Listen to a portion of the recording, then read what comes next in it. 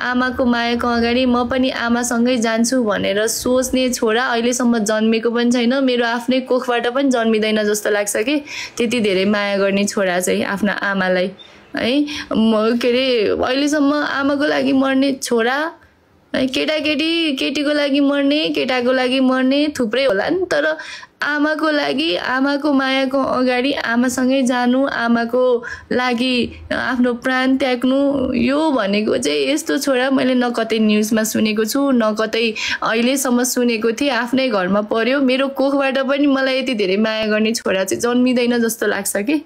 त्यही भएर चाहिँ म मेरो कान्छालाई म एकदमै के अरे मनदेखि नै म उसलाई कहिले पनि गाली पनि गर्दिनँ। कहिले उसले त जे गरे बाबु तिमी जहाँ छौ आमासँगै बस भन्छु, उसको लागि सधैँ कामना गर्छु। तिमी जस्तो महान छोरा चाहिँ आमालाई माया गर्ने छोरा चाहिँ हरेक आमाको कोखबाट जन्म लियोस् भन्छु कि म त। साँच्चीकै भन्नुपर्दाखेरि त्यही भएर चाहिँ उसलाई हामीलाई छोडेर गयो। उसको बाध्यता थियो, परिस्थिति त्यस्तै थियो, सम्हाल्ने मान्छे थिएन। त्यही भएर हामीलाई कुनै गुनासो छैन। त्यही हो, अब बुहारी र भदाको जिम्मेवारी छोडेर गएको छ। त्यो जिम्मेवारीलाई म एकदमै सहर्ष स्वीकार्छु र त्यो जिम्मेवारी म पुरा पनि गर्छु है। अब कतिलाई अनजान मान्छेहरूको लागि त गरियो भने पछाडि मेरो आफ्नो बुहारीलाई, मेरो आफ्नो भदालाई जसरी पनि सम्हाल्ने प्रयास गर्छु। त्यही नै हो पहिलो कुरा। र दोस्रो कुरा उसले भनेको छ सँगै जिउने सँगै मर्ने रहर त थियो बुढी, तर पनि म आमाको मायाको अगाडि हारेँ, मलाई माफ गर्नु है भनेर अब मरेपछि त ऊ फर्केर आउँदैन। त्यही भएर पहिला नै माफी मागेको छ होइन। जानुभन्दा अगाडि नै उसले भनेको छ, छोरालाई पनि भनेको छ बाबु तैँले ठुलो भएपछि सबै कुरा बुझ्नेछौ, मैले जस्तै तिमीले आमालाई माया गर्नु है भनेर छोरालाई पनि त्यो सुझाव छोडेर गएको छ। अब पछि ऊ फर्केर आउँदैन नि त। त्यही भएर पहिला नै त्यो त्यो रेकर्ड गरेर राखेर गएको छ। अब मलाई नि भनेको छ दिदी तपाईँको बिहे हुँदा हामी कति खुसी थियौँ आमा र म, तर धेरै दिन खुसी हेर्न पाइएन, भगवान्ले हामीलाई बिछोड गराइदियो दिदी, अर्को जुनीमा फेरि पनि दिदीकै भाइ भएर जन्मिन्छु है भनेको छ। उसले पहिला नै त्यति धेरै कुराहरू हामीलाई भनेर गएको छ कि है, हाम्रो मन बुझाइदिएको छ उसले। अनि आफ्नो छोरालाई त कति हो बाबु मैले जस्तै माया गर्नु ल आमालाई भनेर हामीबाट सधैँको लागि बिदा भएर गएको छ। त्यही भएर म मेरो कान्छालाई केही भन्दिनँ, मेरो बाबुलाई तिमी महान छौ बाबु, मेरो कान्छा तिमीले जस्तो माया गर्ने छोरा अहिलेसम्म जन्मेको पनि छैन होइन। म कान्छाको अगाडि कान्छाले जति माया र त्याग त मैले पनि गरेको छैन होला भन्छु के।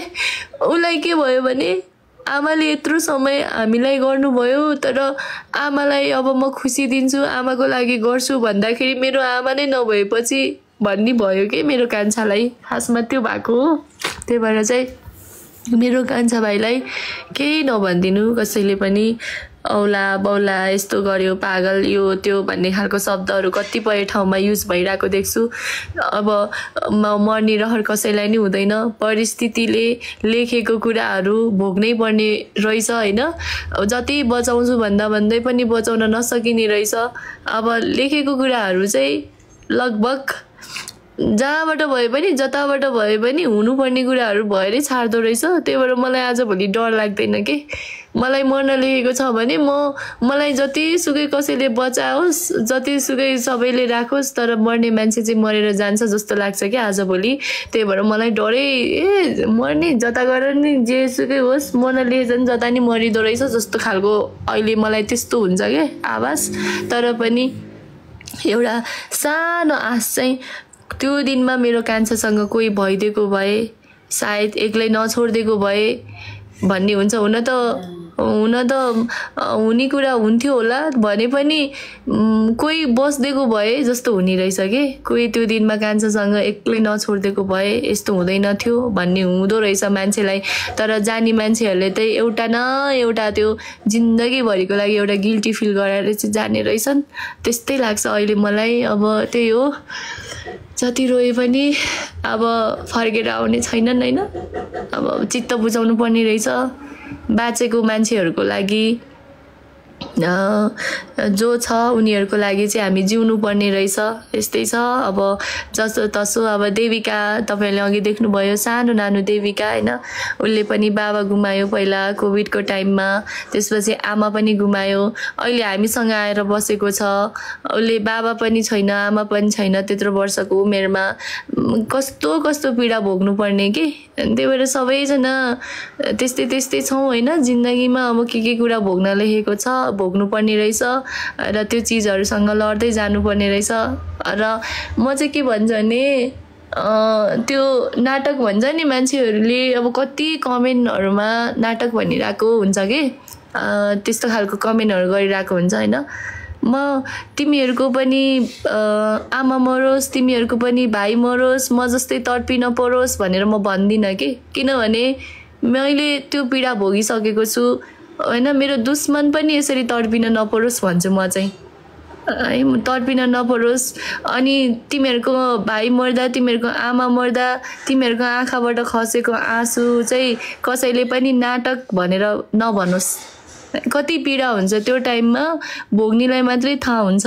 जसले भोगेको छ, जसले आफ्नो परिवार, आफूले माया गर्ने मान्छे आफ्नो साथमा नहुँदाखेरिको त्यो परिस्थिति, घर परिवारलाई सम्हाल्नु पर्दाको त्यो पीडा कस्तो हुन्छ, जसले आफ्नो मान्छे गुमाएको छ उसलाई मात्रै थाहा हुने हो। त्यही भएर मलाई एकदमै धेरैजनाले हौसला दिनुभएको छ, संसार हेरेर बाँच्नुपर्छ नानी भन्नुभएको छ। कतिले म पनि आमा गुमाएको टुरी छोरी हो भन्नुभएको छ। उहाँहरूको कमेन्ट हेरेर पनि मैले कति ठाउँमा चित्त बुझाएको छु कि म जस्तै धेरै हुनुहुँदो रहेछ जस्तो लाग्छ कि। तर कति मान्छेहरू छन् जसले यस्तो पीडाको बेलामा पनि अलिकति पनि दया नभएको मान्छेहरू पनि छन् के। अनि त्यही हो। तर म यस्तो ठुल्ठुलो पीडा त मैले भोगेँ भने पछाडि हैन, त्यो जाबो झारे पाते त्यस्तोहरूको कमेन्टले चाहिँ अब त केही पनि हल्लिन्न भन्छु कि म चाहिँ। अब चाहिँ साँच्चीकै मान्छेले कत्रो कत्रो पीडा त भोग्नु पर्यो, यो भन्दा ठुलो पीडा त के थियो र मेरो जिन्दगीमा हैन। मैले यत्रो ठुलो चोट त सहे भनेपछि, सहनु पर्ने रहेछ भनेपछि त्यो जाबो झारे पातेहरूले यो त्यो भनेर मलाई केही हुँदैन र हुनेवाला पनि छैन। अब मैले मेरो परिवार सम्हाल्नु पर्छ, मेरो बुहारी, मेरो भदा, मेरो बाबा है, अनि देविका छ, उनीहरूको जिम्मेवारी छ। यदि म नै नभए पछाडि यो परिवारलाई झन् कति गाह्रो पर्छ हैन। उनीहरूको खम्बा भने पनि जे भने पनि म नै हो अब। त्यही भएर चाहिँ म नै नभएपछि म अहिले त आफ्नो लागि भन्दा पनि उनीहरूको लागि सोच्छु के। म नै नभएपछि यो परिवारमा के होला हैन। अब दुईजना त गए, छोडेर गए, लथालिङ्गै भयो। अब फेरि म पनि नभएपछि भनेर जसो तसो आफूलाई सम्हाल्नु पर्ने रहेछ। सम्हाल्दैछु तर पनि गाह्रो हुन्छ, बेला बेलामा बेसरी गाह्रो हुन्छ। कहाँ गएर रुम जस्तो हुन्छ कि। बुहारीको अगाडि रुन सकिन्न, उसकै अगाडि उसलाई झन् कति गाह्रो छ। बाबाको अगाडि रुन सकिन्न, बाबालाई झन् कति गाह्रो होला बिचारा हैन। उनीहरूको पीडा झन् कति गाह्रो छ। त्यही भएर चाहिँ त्यही हो। अब कसैलाई पनि यस्तो पीडा चाहिँ भोग्न नपरोस् भन्छु म। अनि अर्को कुरा भक्कु भेटियो हैन। भक्कुलाई मैले यति धेरै खोज्नुको कारण चाहिँ मेरो कान्छाले जसरी कान्छीलाई माया गर्छ, जसरी भदालाई माया गर्थ्यो, त्यसरी नै भक्कुलाई त्यति धेरै माया गर्थ्यो हैन। त्यही भएर उनीहरूको चिनो हो के। म उनीहरूको चिनो चाहिँ म कुनै चिज पनि गुमाउन चाहन्न के। उनीहरूले माया गरेको कुनै पनि चिज चाहिँ म छोड्न चाहन्न, गुमाउन चाहन्न, मेरो आँखाबाट टाढा बनाउन चाहन्न। त्यही भएर एउटा सानो चिज नै किन नहोस्, त्यो मायाको चिनो चाहिँ केही गरी पनि छोड्न नसकिदो रहेछ। मान्छेलाई हेर्दा कुकुर होला हैन, कुकुर भेटाउँदा नि पागल जस्तो रोयो भन्ने होला। तर मेरो अगाडि चाहिँ त्यो आफूसँग नभएको मान्छेको चिनो हो। मैले त्यो कुकुरलाई देख्दाखेरि मेरो आमा झलक्क देखेँ, त्यहाँनिर छेउमा मुसुक्क हाँसेको देखेँ। सबैले कुकुरलाई देखेर रोयो भन्नुभयो होला, तर मेरो छेउमा मैले आमालाई देखिरहेको थिएँ कि त्यहाँनिर हैन। कुकुरलाई झम्टेर कुकुरलाई देखेर रोयो भन्ने भयो हेर्दाखेरि मान्छेहरूले, तर त्यो छेउमा मेरो आमा देखिरहेको थिएँ हैन। मान्छेको एउटा महसुस हो कि है, हेर्ने आँखा फरक हुन्छ। उहाँहरूले कुकुर देख्नुभयो होला, तर त्यो छेउमा त्यो कुकुर मेरो भक्कुको छेउमा आमालाई देखेर म त्यसरी रोएको थिएँ। त्यस्तो हुन्छ के, तर बुझ्नेले बुझ्दैन होइन। उनीहरूले त्यही कुकुर देखेर रोयो भन्ने भयो होला, तर त्यो छेउमा मैले मेरो आमालाई देखिरहेको थिएँ। संसारमा त आमा कहाँ पाइन्छ र होइन, सबै चिज पाइन्छ, समय बित्दै जाँदा सबै चिजहरू पाइन्छ, तर आमा भन्ने चिज त न रोएर पाइन्छ, न कराएर पाइन्छ, न पैसाले किनेर पाइन्छ। आमा त आमा नै हो नि। आमा भन्ने शब्दै कति प्यारो छ होइन। आमा भन्दाखेरि पनि छुट्टै खालको महसुस हुन्छ, छुट्टै एकदम मिठो आवाज हुन्छ। के होला नि यो आमा भन्ने चिज, यस्तो हुन्छ के, त्यही हो। अनि थ्याङ्क यू एभ्रिवान है, सबैजनाले मेरो भक्कुलाई खोज्न हेल्प गर्नुभयो। 13 दिनदेखि म भौतारिरहेको थिएँ भक्कुलाई खोज्न। अनि लाइभ सेयर गरेर भक्कुको भिडियोहरू ठाउँ ठाउँमा पुर्याइदिएर त्यो नानुहरूले पनि तपाईँहरूले सेयर गरेको भिडियो हेरेर नै थाहा पाउनु भएको रहेछ।